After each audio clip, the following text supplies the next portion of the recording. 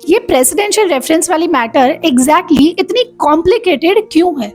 इस सवाल के जवाब में भी कई सारे सवाल है। अब मैं इस पूरे मामले के फैक्चुअल एस्पेक्ट में नहीं जाऊंगी। तमिलनाडु गवर्नेंस केस क्या है एंड प्रेसिडेंशियल रेफरेंस में क्या है, इनके बारे में मैंने ऑलरेडी काफी बात की है। तो मैं डायरेक्टली ये क्वेश्चन इतना कॉम्प्लिकेटेड क्यों है इस पे आती हूँ।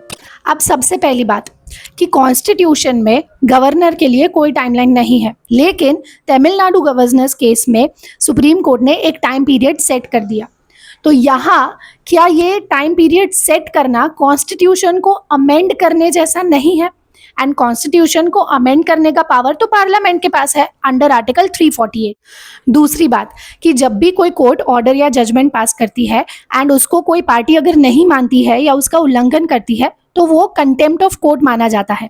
अब तमिलनाडु गवर्नर्स केस में गवर्नर के लिए एक टाइम पीरियड सेट कर दिया है, तो अगर गवर्नर वो टाइम पीरियड जो दिया गया है उसे फॉलो नहीं करते तो क्या वो कंटेम्प्ट ऑफ कोर्ट माना जा सकता है?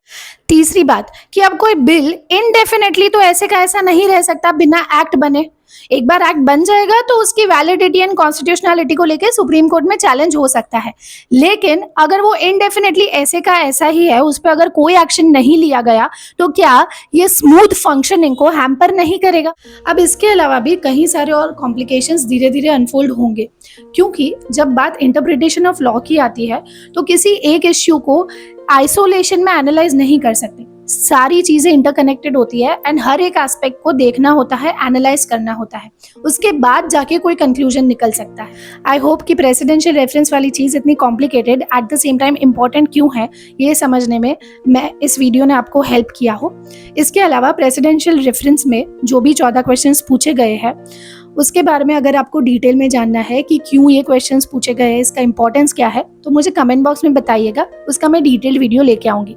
तब तक के लिए अगर ये वीडियो आपको यूजफुल रहा हो तो सब्सक्राइब जरूर कीजिएगा।